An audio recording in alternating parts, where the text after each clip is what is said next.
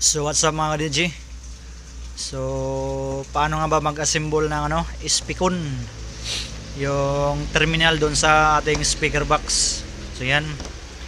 So para hindi agad mag-lose contact, so tuloy-tuloy yung kanyang tunog. So yan, para tuloy-tuloy yung kanyang tunog ay ganito lang yung gawin nyo. So lalo na kapag speakon yung ginamit, so ganito. So bali yung positive 1 at positive 2 ay i-parallel nyo lang.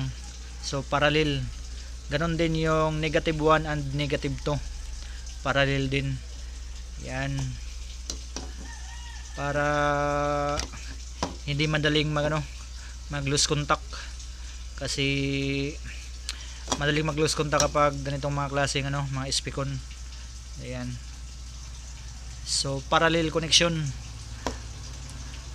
Positive, negative, negative. Yan. Positive 1 to positive 1 to positive 2.